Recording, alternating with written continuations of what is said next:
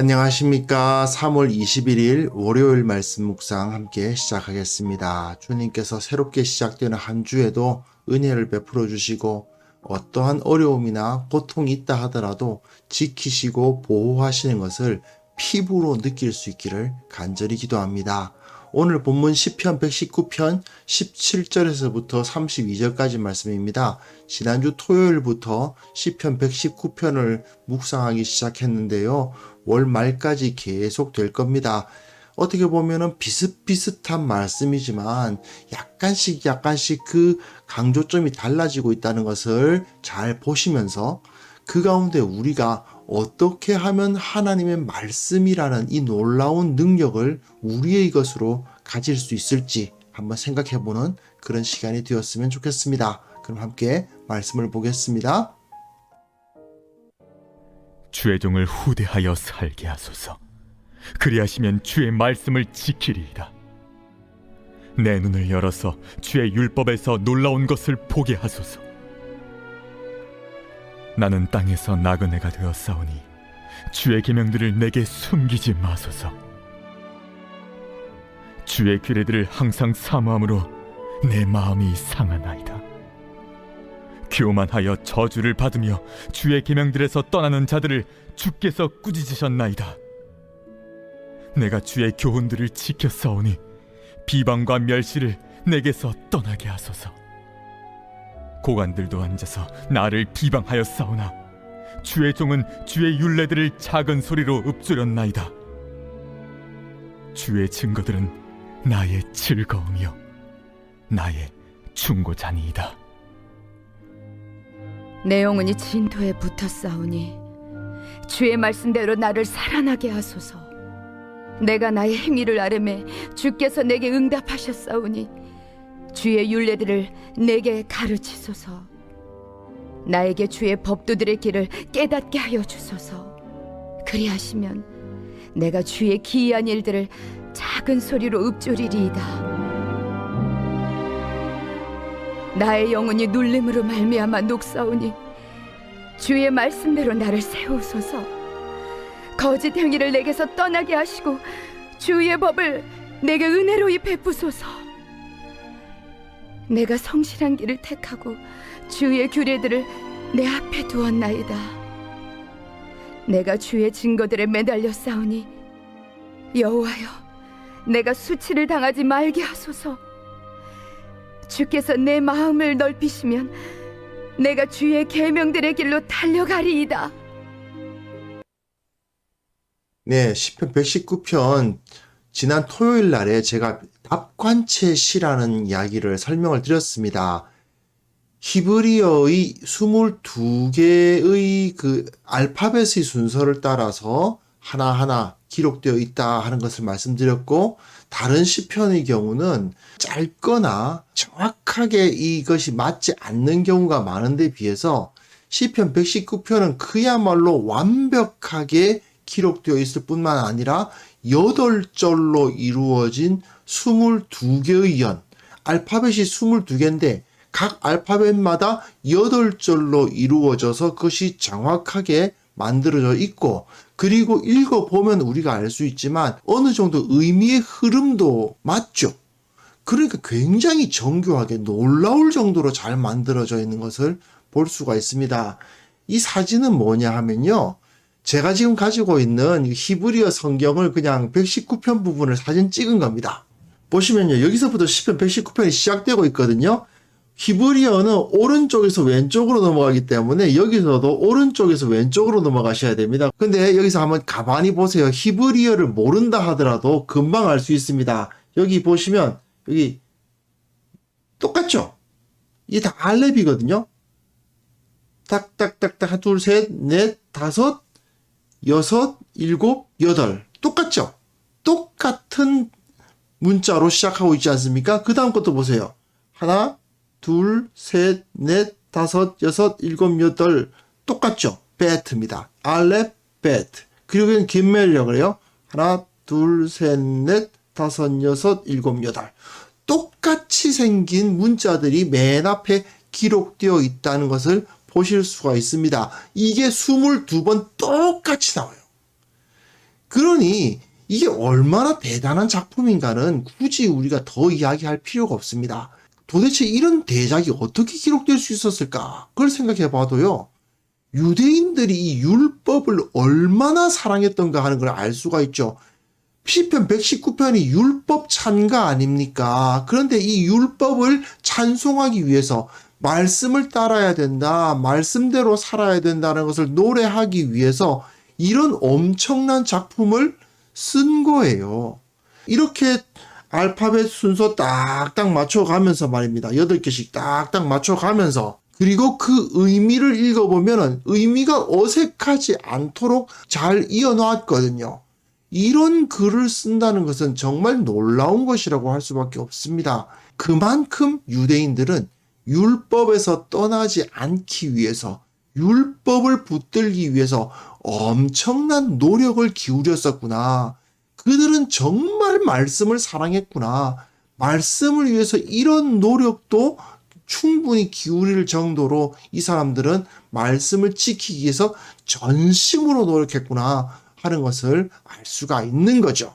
자, 그리고 지난 토요일 날 제가 말씀을 드렸습니다만은 시편 119편에 이 8개의 동의어가 사용된다. 다 말씀에 대한 이야기인데, 하나님의 말씀을 가리키는 8개의 동의어가 8줄로 이루어져 있는 각 연마다 22개 딱딱딱딱 만들어져 있다는 거죠. 그래서 각 연마다 최소 6번, 이 단어들이 최소 6번, 각 절마다 이 단어들이 다 사용되고 있는 경우가 많고요. 아니라 하더라도 6번, 7번씩 다 나오게 되어 있습니다. 그 정도로 대단한 작품이라는 그걸 인정하고 시작하면 좋겠습니다. 자, 김멜 세 번째 단락인데요. 우리가 이걸 읽을 때 계속해서 하나님의 말씀을 찬양하잖아요. 제가 토요일에 말씀드렸다시피 하나님의 말씀을 찬양하고 하나님의 말씀을 따라야 된다는 말을 176번 반복하고 있다. 그런 말씀도 드렸는데, 그 가운데서 조금씩 다른 점들, 각 연들이 비슷비슷하게 다 하나님의 말씀을 찬양하고 있지만 그 차이점에 조금 주목하면서 묵상하면 상당히 유익한데요. 여기 보시면 시인이 주의 종을 후대하여 살게 하소서, 그런 표현을 쓰고 있습니다. 살게 하소서. 무슨 얘기입니까? 죽겠다는 얘기죠. 상당한 고통을 지금 경험하고 있다는 것을 알 수 있습니다. 그런데 그 고통이 어떤 고통이냐? 땅에서 나그네가 되었다, 땅에서 쫓겨났다는 의미입니다. 약속의 땅, 하나님께서 주셨던 그 땅을 빼앗겼죠. 바벨론에 의해서 예루살렘은 망했습니다. 성전도 파괴됐습니다. 왕조는 끝났습니다. 이스라엘은 사라졌습니다. 그런 가운데 이 사람들은 뭘 붙들고 있는 것입니까? 오직 주의 말씀, 주의 율법, 주의 계명, 주의 규례, 이 긴물 부분에는 각 절마다 한 번씩 다 나옵니다. 8번이 나오는 연입니다. 네, 이렇게 말하면서 주의 말씀을 붙들겠습니다. 주의 율법에서 놀라운 것을 찾기를 원합니다. 주님의 말씀을 숨기지 말아 주옵소서. 깨닫게 해 주십시오. 하나님의 말씀을 깨닫지 못하면 안 된다. 내 마음이 상하나이다. 고통을 받고 있어요. 어려운 가운데 있어요. 그런데 그 가운데에서 어떻게 이 문제를 해결할 수 있는가? 하나님의 말씀을 알고 깨닫는 거죠. 그것이 바로 자신의 삶의 방식이다라고 노래하고 있습니다. 그리고 그 다음 보시면요. 교만하여 저주를 받으며 주의 계명에서 떠나는 자들을 주께서 꾸짖으셨나이다. 유대인들이라고 해서 하나님의 말씀을 온전히 붙들고 있느냐? 그렇지는 않았겠죠. 특히 그 주변에 어떤 일이 벌어지고 있습니까? 비방과 멸시가 있습니다. 왜 비방과 멸시가 있을까요? 이 당시에는 두 나라가 전쟁을 하는 것은 그 각 나라가 섬기고 있는 신들이 전쟁을 하는 것이라고 생각을 했습니다. 한 나라가 전쟁에서 진다는 것은 곧 그 나라의 신이 그 승리자의 신에 의해서 패배한 겁니다. 그러니까 당연히 자기 신이 저쪽 나라의 신에 의해서 패배를 당했으니 우리는 원래 섬기는 신이 아니라 승리자의 신을 섬기는 것이 어떻게 보면 당연하게 여겨졌던 시대가 바로 이 시대입니다. 그런데 유대인들은 그렇게 하지 않았어요. 자기네들의 나라가 망했음에도 불구하고 바벨론의 마르뚝이, 벨이, 느보가 이 여호와를 이긴 것처럼 보이잖아요. 그러나 그럼에도 불구하고 자기들이 섬기는 여호와 하나님이 온 땅의 하나님이시란 사실을 끝까지 주장을 해요. 승자들의 신을 섬기기를 거부합니다. 그러니 어떤 일을 당하겠어요? 비방과 멸시밖에 당할 것이 있겠습니까? 그리고 그런 상황에서 어떤 사람들은 교만하며 저주를 받고 주의 계명을 떠나는 자들이 있을 수도 있겠죠. 지금까지 우리가 여호와를 섬겼지만 우리는 망했잖아. 마르둑이 더 센 것 같아. 벨이 더 센 것 같아. 그렇게 말하면서 저쪽 신으로 넘어가는 배교자들이 있었겠죠. 그러나 그들을 시인은 비난하면서 우리는 절대로 그것에 무너지지 않는다. 세상의 비방과 멸시를 내게서 떠나게 하소서. 고관들도 앉아서 나를 비방하였습니다. 예, 강하고 힘 있는 자들이 계속해서 믿음을 가진 사람들을 비방했다는 것입니다. 그러나 그 가운데 주의 종은 주의 율례들을 작은 목소리로 읊조렸나이다 묵상했다는 것입니다. 입을 딱 닫고 그 앞에서 아무 말 못하지만 그러나 마음속에 하나님의 말씀을 묵상하면서 주의 증거들은 나의 즐거움이요 나의 충고자니이다. 그렇죠. 야, 너 여호와 믿어봤자 무엇 너한테 좋은 게 있겠어. 결국은 망했잖아. 결국은 너희 신이 너희들 못 지켜줬잖아. 그렇게 말하면서 그냥 좋은 말로 할 때 여기 신들 믿어 라고 하는 그 사람들의 말을 들으면서도 이들은 어떻게 한다고요? 하나님의 말씀이 나의 즐거움이고 세상 사람들이 야, 저 신들이 훨씬 나아라고 충고를 막 하지만 하나님의 말씀이 나의 충고자다. 이렇게 표현하면서 세상에게 무릎을 꿇지 않는 모습을 보여주고 있는 것입니다. 그리고 그 다음 본문 보시면 이 달렛이에요. 긴멜에서는 그 외부적인 공격이 많이 일어났지만 그 외부적인 공격을 이겨나가는 모습을 보여주고 있다면 이 달렛 부분에서는 그 내면의 고통에 대한 표현이 많이 있죠. 내 영혼이 진토에 붙었습니다. 예, 마음이 그냥 바닥에 떨어져 가지고 그렇죠. 아무리 하나님 말씀 붙들고 이겨나가려고 해도 계속 비방과 비난과 조롱을 당하면 얼마나 그 마음이 낙담되겠습니까? 그걸 그대로 하나님 앞에 표현하고 있는 것입니다. 그런데 내가 나의 행위를 아뢰매 주께서 내게 응답하셨다. 예, 나는 지금 이렇습니다.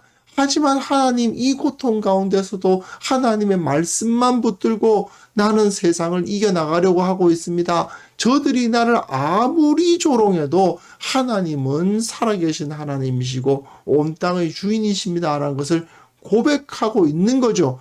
그렇게 하니까 하나님께서 응답해 주시는 것입니다. 그런데 이 사람이 요구하는 것은 주의 율례들을 내게 가르치소서. 네, 하나님의 말씀이 주의 말씀대로 나를 살아나게 하시고 주의 율례들을 내게 가르치소서 하면서 자신은 오직 말씀을 붙들면 이런 상황에서 이길 수 있다라고 이야기해요. 자신의 마음이 무너지고 있지만 주의 법도를 깨달으면, 그렇죠? 주의 법도를 깨달으면 주님께서 행하신 그 귀한 일들, 여러 가지 기적들을 작은 소리로 읊조리리다. 예, 묵상하겠다는 이야기입니다. 하나님께서 비록 지금 우리나라는 망해서 여기에 포로가 되어서 끌려왔지만 그러나 하나님께서는 어떤 하나님이십니까? 포로가 되었고 종되었던 애굽에 있던 이스라엘 사람들을 이끌어내어서 홍해를 가르시고 자유를 주시고 그 약속의 땅을 주셨으며 온 땅과 온 하늘의 주인이신 분이 바로 그 주의 기이한 일을 일으키신 그분이 바로 여호와 하나님 아니시겠습니까? 그것을 이 시인은 계속해서 묵상하겠다라고 이야기합니다. 하지만 현실적으로는 어때요? 영혼이 눌리고 있죠. 나의 영혼이 눌림으로 말미암아 녹사오니 어렵습니다. 힘듭니다. 하지만 말씀대로 나를 세우소서. 영혼이 진토에 붙고 나의 영혼이 눌림으로 말미암아 녹고 그런 일이 벌어지지만 그러나 이러한 심리적인 고통 가운데서도 하나님의 말씀을 깨달으면 이겨낼 수 있다. 아무리 죽음에 대한 공포와 억눌림이 있다 하더라도 심령의 고통, 내면적 두려움에 휩싸여 있다 하더라도 시인은 오직 하나님의 말씀을 붙들겠다라고 고백하고 있습니다. 그래서 그 마음이 하나님의 말씀에 의해서 강해지기를 원하고 있어요. 그래서 거짓 행위를 내게서 떠나게 하시고 성실한 길을 택하게 하시고 주의 그 증거들에 매달리게 하여 주옵소서. 하나님의 말씀에서 온전히 떠나지 않도록 나를 붙들어 달라. 그렇게 했을 때 한 주님의 법을 은혜로 베풀어 주시고 주의 규례들을 내 앞에 두게 하시고 그리고 수치를 당하지 말게 하소서. 이런 표현을 써가면서 이 사람은 하나님의 은혜를 계속해서 구하고 있는 것입니다. 그 마음속에 다른 악한 행위를 하지 않고 나는 성실히 주님을 섬기겠습니다 라고 고백하면서 기도하는 것은 무엇입니까? 내가 수치를 당하지 말게 하소서. 그리고 주께서 내 마음을 넓혀주소서. 넓힌다는 것은 커지게 한다는 뜻입니다. 마음이 쪼그라들잖아요. 압박에 의해서. 하지만 무엇에 의해서 이 마음이 커질 수 있습니까? 하나님의 말씀에 의해서. 아무리 세상이 나를 조롱하고 멸시해서 위축된다 하더라도 현실적으로 위축이 되죠. 두려움도 느껴지고요. 하지만 그것을 극복하는 길은 오직 하나님의 말씀을 묵상하는 것이기 때문에 두려움을 이겨나갈 수 있기 위해서는 하나님께서 내 마음을 크게 하시고 강하게 하셔서 흔들리지 않도록 붙들어 주시면 내가 주의 계명들의 길로 달려가리이다. 하나님의 길을 따라서 올바른 길을 따라서 그 길을 선택해서 걸어가겠노라 하고 고백하고 있는 것입니다. 자, 그러니까 외부적인 공격을 당한다 하더라도 내부적으로 마음이 어렵고 낙심되고 힘들다 하더라도 외부적인 환경이나 나의 심리나 모두 다 그 모든 문제의 해결책은 무엇입니까? 하나님의 말씀입니다. 내가 세상에서 어떤 일을 당하든지 간에 그때 내가 어떤 행동을 해야 되는가를 깨닫게 되는 것도 하나님의 말씀입니다. 이런 어려움을 당했을 때, 이런 공격을 당했을 때 내가 어떻게 대처해야 되지? 그걸 깨닫는 방법도 역시 하나님의 말씀입니다. 그리고 세상의 공격을 아무리 당한다 하더라도 내가 나의 내면만 확실하게 지킬 수 있다면, 나의 마음만 확실하게 붙들 수 있다면 무너지지는 않습니다. 아무리 바깥에서 사람들이 조롱해도 나는 무너지지 않는다라는 것을 붙들 수 있죠. 왜 그렇습니까? 우리 자존감이 무너지지 않잖아요. 아무리 우리가 겉으로는 약해 보이고 부족해 보인다 하더라도 그것에 우리가 붙들리지 않고 하나님의 말씀을 붙들기 때문에 그것에 의해서 흔들리지 않는 것입니다. 이처럼 세상의 공격으로부터 의연해질 수 있는 내면의 힘은 어디서 나옵니까? 오직 하나님의 말씀입니다. 그래서 에베소서에서 바울은 성령의 검 하면은 하나님의 말씀이라고 하지 않았습니까? 세상을 이기는 힘은 오직 하나님의 말씀에서 나온다. 이것을 다시 한번 확인할 수 있었으면 좋겠습니다. 말씀을 묵상하는 삶은 단순한 종교 행위가 아닙니다. 이 세상에서 살아가기 위해서 승리하면서 올바르게 그리고 의미 있고 가치 있게 살아가기 위해선 가장 기본적으로 갖추어야 할 지혜이며 힘입니다.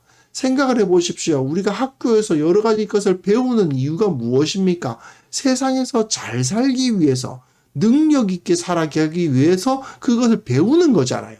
마찬가지로 하나님의 백성들로서 이 세상에서 승리하기 위해서는 하나님의 말씀에 대한 지식, 그 말씀이 주는 지혜를 갖추어야 된다는 것은 당연한 일인 것입니다. 몸의 건강을 챙기는 이유가 무엇입니까? 우리가 이 세상에서 여러 가지 어려움들, 병균의 공격이 있을 수도 있고 여러 가지 힘든 일이 우리를 넘어뜨릴 수도 있지만 그것을 견뎌나갈 수 있도록 하기 위해서 몸의 건강 챙기는 거 아닙니까? 그런데 우리의 마음의 건강도 챙겨야 됩니다. 그러면 마음의 건강은 뭘로 챙길 수 있습니까? 우리 마음의 영양을 공급해야 됩니다. 몸의 영양을 공급해야 되듯이 마음의 영양을 공급해야 되고, 마음의 양식은 무엇입니까? 하나님의 말씀입니다. 마치 우리가 매일 밥을 챙겨 먹듯이 성경을 찾아야 되는 것이죠. 그걸 꼭 기억하셨으면 좋겠습니다. 자, 우리가 이 시간 함께 기도하는 시간 가졌으면 좋겠는데요. 우리가 말씀을 묵상하는 것이 얼마나 중요한가? 그것이 곧 내 힘이고 내 능력인 것을 깨닫게 하시고, 그리고 우리 교회가 서로 말씀으로 서로를 위로하고 힘을 주고 말씀이 중심이 되는 그러한 교회가 되게 하여 주옵소서. 함께 기도하는 시간을 가졌으면 합니다. 기도하겠습니다.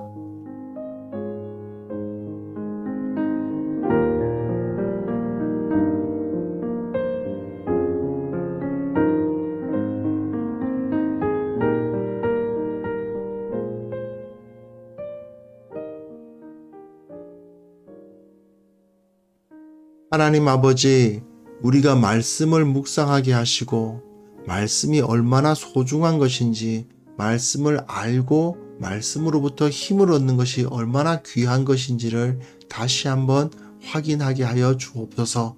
실로 우리가 그 말씀으로 능력 얻는 것을 체험케 하여 주옵소서. 정말 말씀을 내가 계속해서 묵상했더니 내 마음이 강해지고 세상에서 지혜롭게 대처하는 방법을 알게 되었노라고 고백하는 성도들이 늘어나게 하여 주옵소서. 우리 교회가 말씀으로 서로를 위로하고 말씀으로 서로를 격려하고 힘을 주는, 말씀이 중심되는 그러한 교회로 성장할 수 있도록, 변화될 수 있도록 주께서 은혜를 베풀어 주시기를 원하옵고 바랍니다. 특별히 최근에 들어서 교회를 비방하고 조롱하는 자들이 이 한국 사회에서도 많이 나타나고 있습니다. 주님, 그때마다 그런 자들을 만날 때마다 우리가 말씀의 지혜에 충만하여 절대 그들에게 무너지지 않도록, 절대 그들에게 무릎 꿇지 않도록 도와주시고, 이단들과 악한 말을 하는 자들 앞에 하나님의 말씀의 지혜를 전할 수 있는 능력도 허락하여 주셔서 저들이 자기 입을 가리며 부끄러워하는 역사가 일어나게 하여 주옵소서. 아버지, 그것을 위해서 우리가 더욱더 하나님의 말씀으로 훈련될 수 있도록 은혜를 베풀어 주시기를 간절히 원하옵나이다. 아버지, 오늘 하루 주님께서 지켜주시고 또 새롭게 시작된 이번 한 주도 주께서 능력으로 도와주셔서 우리로 하여금 주님의 백성답게 살아가기에 부족함이 없도록 주께서 도와주시고 이끌어 주옵소서. 우리와 함께 하실 것을 믿사오며 예수 그리스도 이름으로 기도합니다. 아멘.